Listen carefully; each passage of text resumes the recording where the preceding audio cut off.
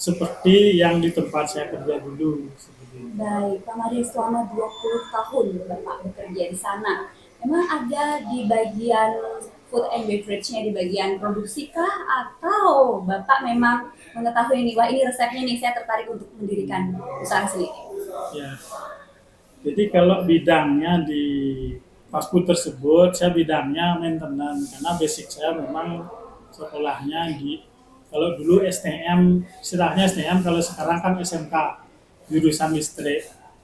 Nah, di situ dah awal mulanya setelah tamat STM, terus saya ngelamar di sebuah proyek dulu, proyek pembuatan fast food itu di kawasan Legian, tepatnya di Legian Plaza. Jadi di situ saya masuk sebagai tukang listrik. Setelah jadi tukang listrik di sana adalah lowongan kerja untuk bekerja di restoran tersebut atau fast food tersebut. Nah di sana saya ngelamar dari tahun 1993 saya bekerja di sana sampai tahun 2013. Jadi selama 20 tahun di sana bekerja sebagai maintenance. Nah, kenapa bisa membuat fast food lokal ini ataupun ACK ini yang cikal bakalnya tadi saya sebut McD's itu saya punya artinya dari nama tersebut punya filosofi bahwa saya pernah bekerja tetapi sudah keluar yang kita kasih nama McD's seperti itu. Nah McD's ini sudah berjalan berkembang Baik. berkembang beberapa outlet, terus dari Darmo Sabo ini saya buat pertama, terus ada yang mau ikut di Sibang Kajo, terus ada yang ikut di Abian Semang. Dengan nama Jadi McD's tersebut. dengan nama McD's. Nah McD's sampai berkembang ada sampai 7 outlet. Terus setelah 3 outlet McD's-nya berkembang, saya membuat brand satu lagi namanya ACK. Di tahun berapa Bapak? Tahunnya sama, 2013. Yang McD's-nya ini buka di bulan April, Ya. terus ACK outlet yang keempat ini dibuka di bulan Oktober dengan tahun yang Cukup sama. pesat ekspansinya, 4 outlet dalam waktu 1 tahun. Nah itulah gregetnya memang lumayan ada gregetnya gitu. Jadi target saya di tahun pertama, jadi baik ACK ataupun McD's ini masih dua jalur saya pakai karena belum berani meninggalkan nama McD's ini. Saya pakai keduanya. Jadi ACK ini McD's Group gitu. Baik. Jadi ada 2 brand dalam satu jalur ini. Baik. Lalu mengapa McD's kemudian hilang lalu tergantikan dengan hanya ACK saja Bapak? Karena brand McD's ini adalah brand yang kontroversial. Nah, kontroversial seperti apa nih? Nah, Pak Dewan coba bisa ceritakan Pak. Yang kontroversialnya seperti ini. Mungkin brand yang saya amati, tiru dan modifikasi seperti itu kan dari brand internasional tersebut. Saya buat menjadi McD's, logonya memang mirip tetapi tidak sama. Serupa. Jadi backgroundnya juga sudah kita tidak samakan, bukan merah tetapi hitam gini. Logonya kuning, roll gini. Bentuknya roll. Karena sama-sama M ya? Sama-sama M ya, betul. Nah, ada suatu ketika saya disomasi oleh manajemen fast food internasional tersebut. Jadi sebetulnya sih kalau dari sisi persiapan saya udah siap 2 brand, tinggal menghapus saja, tetapi karena mungkin beratnya di emosional itu sampai pada saat saya disomasi oleh tim lawyernya brand tersebut sampai sekitar 2 atau 3 bulanan ini saya mengalami seperti halnya kayak depresi gitu. Ya.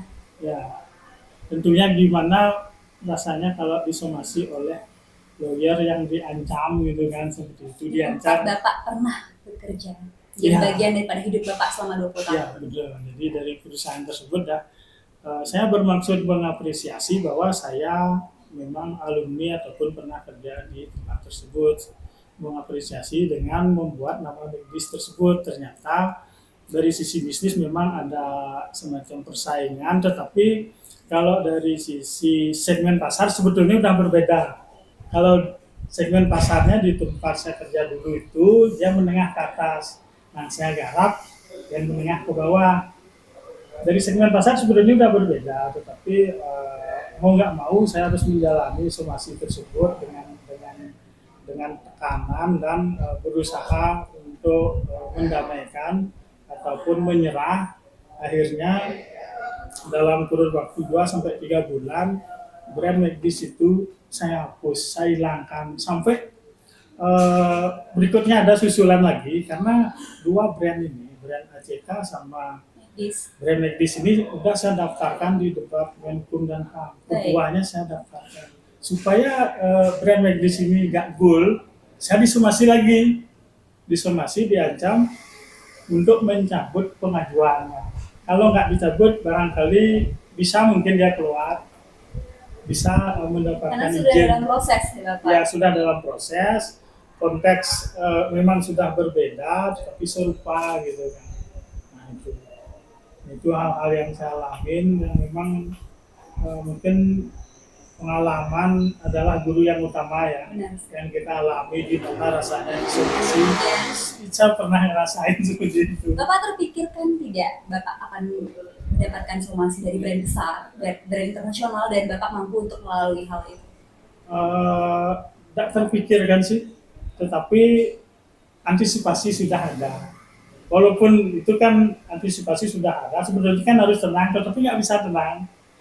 Memang luar biasa somasinya dari lawyer yang memang perusahaan yang internasional mensomasi kita yang lokalan gini, yang notabene masyarakat kecil ini memang ketakutannya luar biasa karena kita nggak punya siapa-siapa kan. Artinya untuk membackup hal tersebut, saya pun memilih tujuan utama saya adalah berbisnis, bukan Bersaing. bukan ini apa namanya bersaing ataupun melawan. Dalam hal disomasi sebetulnya saya sudah ada tanda-tanda untuk mengikuti, cuman butuh proses. Nah, sekarang kita berbicara mengenai ACK Bapak. Awal mula 4 outlet, perkembangannya sudah tahun keberapa tahun 2024 ini? 2024 ini tahun ke-9. Tahun ke-9, outlet yang sudah tersebar di Bali sekitarnya ada berapa jumlah? Kalau di Bali ada sekitar 290 Baik. dan ada di Lombok 4 outlet, baru 4 outlet yang perlu kita kembangkan.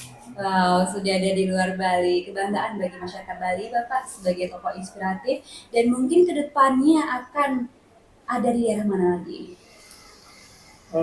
Pinginnya sih merambah ke daerah Jawa gitu ya. Paling enggak yang paling dekat dulu, mudah-mudahan bisa di Banyuwangi gitu ya. Memang sedikit menarik Bapak ya.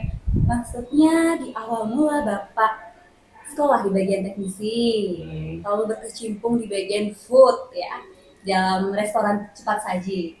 Dan di titik kesuksesan Bapak saat ini, Bapak mampu untuk sebagai founder daripada brand besar ACK yang sudah memiliki 300 outlet. Bagaimana menurut Bapak sepak terjang Bapak hingga mencetuskan, oke, saya ternyata wirausaha nih, saya mampu nih untuk membuka sekian outlet.